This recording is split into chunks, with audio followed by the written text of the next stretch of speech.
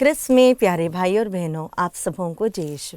अगर हम देखेंगे, आज चालीसा का 40वां शुक्रवार है और आज से हम कोशिश करें कि प्रभु ने क्या अनुभव किया था उसके ऊपर मनन करें।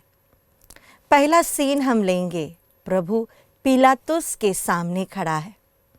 पिलातुस जिसने प्रभु पर एक अन्याय रूप से कह दिया कि इसे क्रूस दीजिए। प्यारे भाई और बहनों, आज के समाज में हम दो तरह के लोगों को देख सकते हैं। एक ऐसा समूह जहाँ पर लोग दूसरों पर न्याय करते हैं, दोषी ठहराते हैं, और एक ऐसा समूह जहाँ पर बेगुनाह दोषी हो जाते हैं। जो दोषी ठहराते हैं, जो न्याय करते हैं, उनके लिए सभी हक होते हैं, सब कुछ उनके लिए ही होता है। और जिन लोगों को निर्दोष होने के बाद भी दोषी ठहराया जाता है, उनका सब कुछ नष्ट हो जाता है। बेचारों के पास एक मनुष्य है, इसका भी एक डिग्निटी बचा नहीं रहता। जब पिलातुस ने अपना न्याय दिया, तब प्रभु यीशु ने कुछ नहीं कहा। वे एकदम शांत रहे, चुप रहे। अगर पिलातुस के सामने खड़े रहने वाले यीशु को हम देखें, वह पूर्ण रूप से थका हुआ था। उसके शरीर में कोड़ों की मार से लगी हुई घावें थी। उसके कपड़े पूर्ण रूप से रक्त से चिपके हुए थे। सिर पे कांटों का ताज था। प्यास थी, भूख थी, आंखों में एक रात से सोए नहीं, इसलिए उसकी थकावट थी।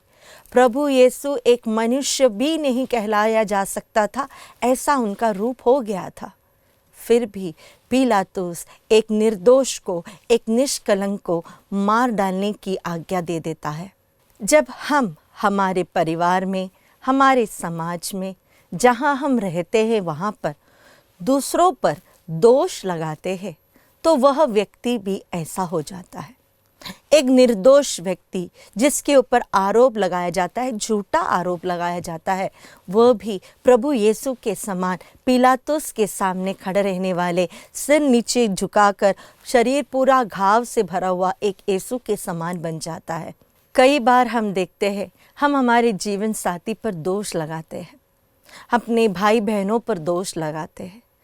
वो इतना कठोर हो जाता है कभी कभी कि वे निर्दोष बेचारे कुछ नहीं कर पाते और अपना सिर नीचे झुकाकर चुपचाप खड़े रह जाते हैं। हमारे जीवन में जब कभी हम किसी निर्दोष पर दोष लगाते हैं, अपने स्वार्थ इच्छाओं के कारण, अपने मन में जो घृणा है, नफरत है, उसके कारण, हमेशा याद करना, हम प्रभु यीशु को पुनः एक बार उसी समान पिलातुस के सामने खड़ा करते हैं। जब प्रभु यीशु ने मौन होकर यह सब सहा, प्रभु हमें भी एक बात सिखाते हैं।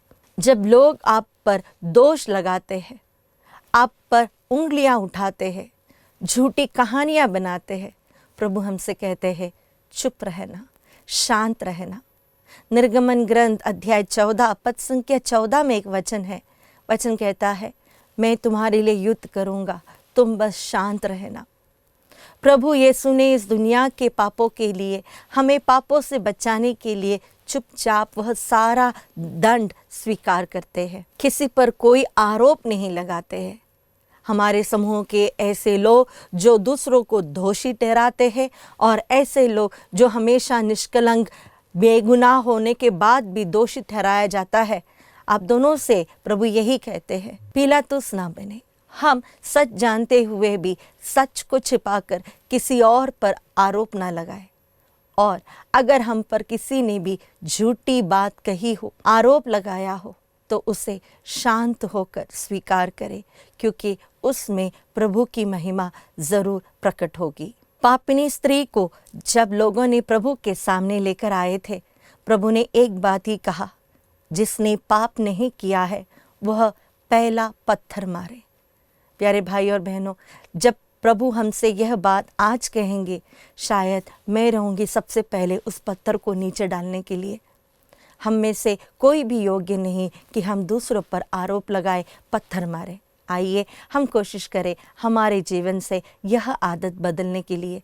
दूसरों पर झूठा आरोप लगाने का यह जो आदत होती है, उसका बेस होता है हमारे मन में जो नफ़रत है, घृणा है, ईर्ष्या है, उसे सब हटाकर हम एक नई सृष्टि बने।